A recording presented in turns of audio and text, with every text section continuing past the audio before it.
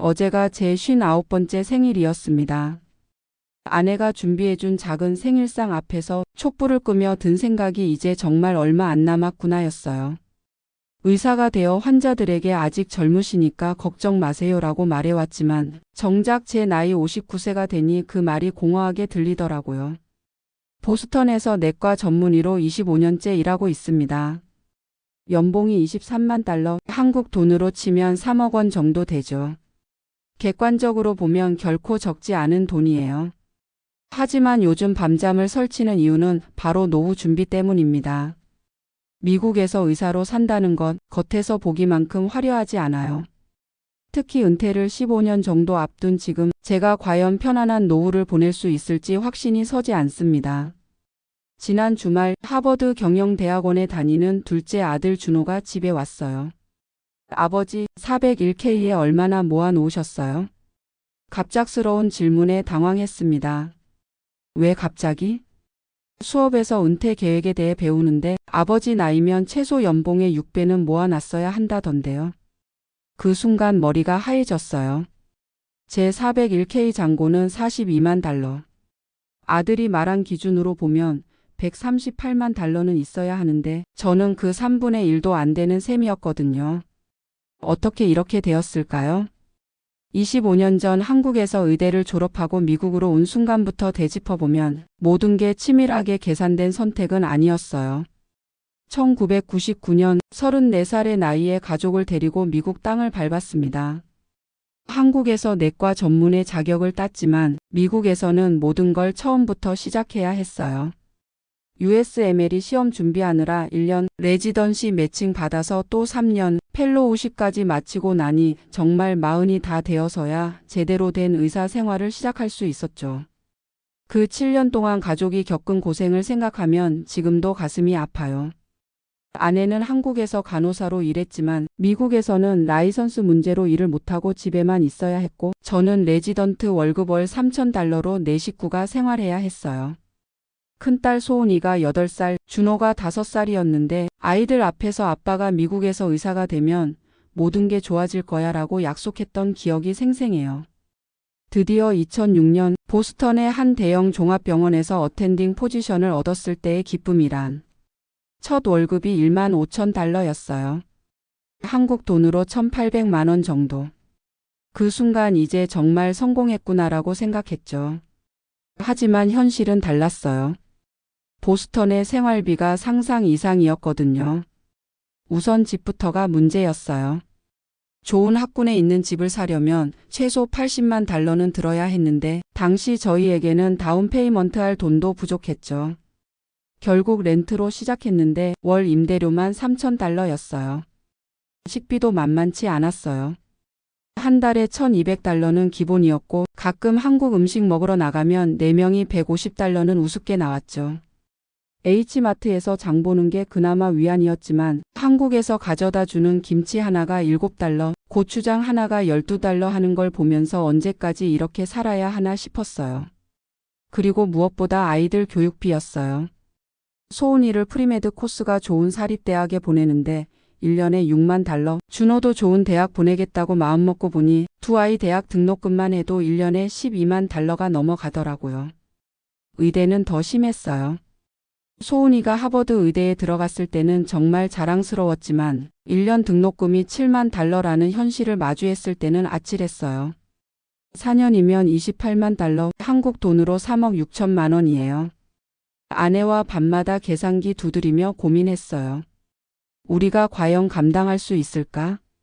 아이들 학자금 대출받게 할 수는 없고 의사 부모를 둔 아이가 학자금 대출을 받는다는 건 결국 제가 내린 결정은 401k 기여금을 최소한으로 줄이고 모든 여유 자금을 아이들 교육비에 쏟아붓는 것이었어요. 회사에서 매칭해주는 6%만 넣고 나머지는 모두 아이들을 위해 썼죠. 나중에 벌어서 따라잡으면 되라고 생각했거든요. 아직 젊으니까 시간이 있다고, 의사니까 70세까지도 일할 수 있다고 안일하게 생각했어요. 2008년 금융위기 때는 정말 절망적이었어요. 401k 잔고가 하루아침에 30% 가까이 날아갔거든요. 당시 15만 달러 정도 있던 게 10만 달러로 줄어들었을 때 역시 주식은 믿을 게 못 되라고 생각하며 더 보수적으로 투자했어요. 지금 생각해보면 그때가 매수 기회였는데 오히려 겁을 먹고 채권 비중을 늘렸죠. 그 바람에 이후 10년간의 대장세를 제대로 못 잡았어요. 집도 마찬가지였어요. 2010년에 뉴턴 지역에 120만 달러짜리 집을 샀는데 다운 페이먼트로 24만 달러를 넣었어요. 30년 모기지로 월 페이먼트가 4,200달러.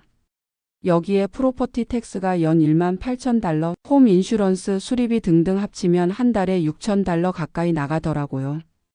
당시에는 집값이 오를 거야, 이것도 투자야 라고 생각했지만 실제로는 현금 흐름만 악화시켰죠. 그 6천 달러를 401K에 넣었다면 지금쯤 얼마나 모았을까요? 더 큰 문제는 의료 시스템이었어요. 의사라고 해서 의료비가 면제되는 건 아니거든요. 병원에서 제공하는 보험도 있지만 가족 보험료만 월 1,500달러예요. 그것도 디덕터블이 1만 달러라서 웬만한 의료비는 본인 부담이에요. 작년에 아내가 유방암 의심으로 정밀 검사를 받았는데 MRI, 조직 검사 등등 해서 8,000달러가 나왔어요. 다행히 아무것도 아니었지만 그 돈은 고스란히 저희 부담이었죠. 그리고 또 하나, 한국에 계신 부모님 문제예요. 저희 부모님이 올해 85이신데 건강이 많이 안 좋아지셨어요. 매달 용돈도 드려야 하고 급할 때마다 보내드리는 돈이 1년에 2만 달러는 넘어요. 한국에서는 미국 의사 아들 둔 부모라고 부러워하시지만 정작 저는 부모님을 제대로 모시지 못하는 죄책감에 시달리고 있어요.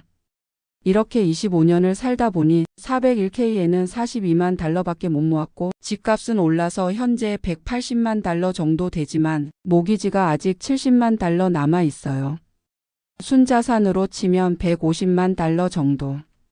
듣기에는 많은 것 같지만 미국에서 은퇴하기에는 부족해요.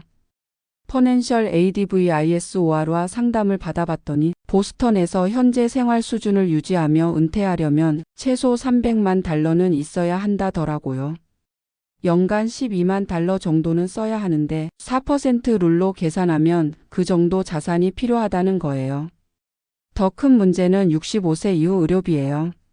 메디케어가 있긴 하지만 파트 A는 병원비만 커버하고 파트 B는 월 보험료가 170달러에 연간 디덕터블이 230달러, 파트 D는 처방약인데 이것도 별도 보험료가 월 30달러부터 시작해요.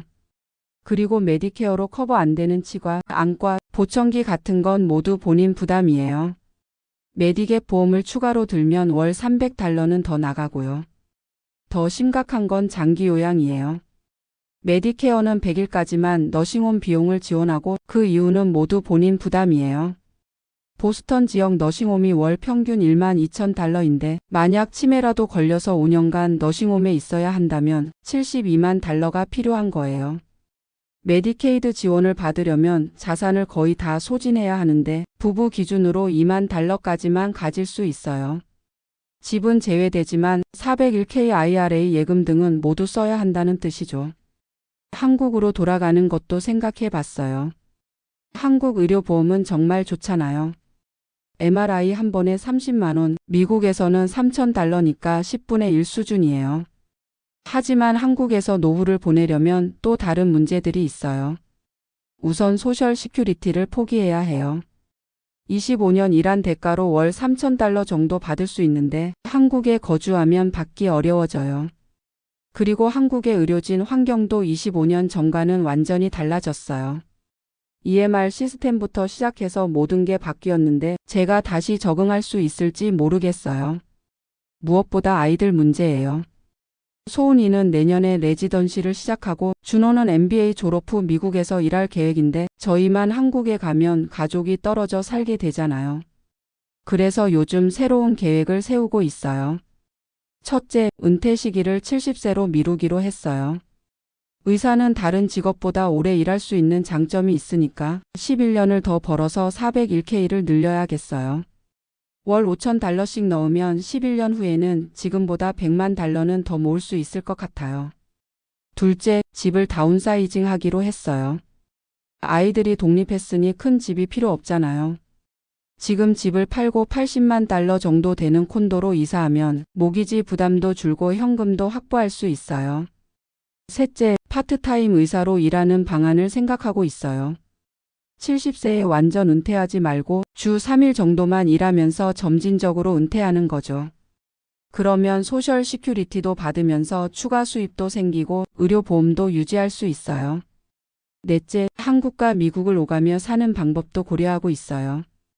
겨울에는 한국에서 지내고 여름에는 미국에 와서 손주들도 보고 필요하면 단기 일도 하는 거예요. 마지막으로 롱텀 케어 보험을 들기로 했어요.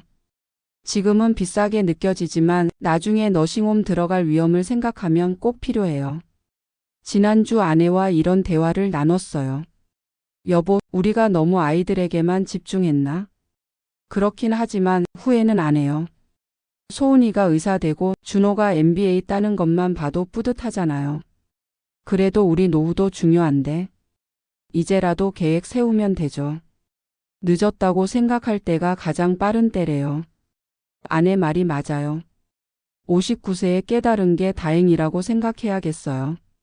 많은 분들이 65세가 되어서야 은퇴 계획에 부족함을 느끼시는데 저는 그래도 11년의 시간이 더 있으니까요.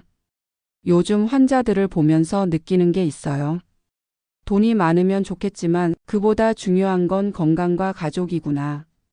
제가 지금까지 벌어온 돈의 대부분을 아이들에게 투자했는데 그 덕분에 두 아이 모두 훌륭하게 자랐어요. 그 자체로도 성공한 투자라고 생각해요.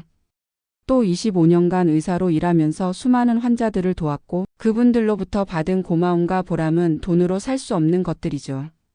제가 미국에서 한인 의사로 살아온 경험을 다른 분들과 나누고 싶어서 이렇게 글을 쓰게 되었어요. 고소득 전문직이라고 해서 자동으로 노후가 보장되는 건 아니에요. 특히 미국에서는 의료비, 교육비, 생활비가 워낙 비싸서 아무리 벌어도 모으기가 쉽지 않아요. 하지만 절망할 필요는 없어요.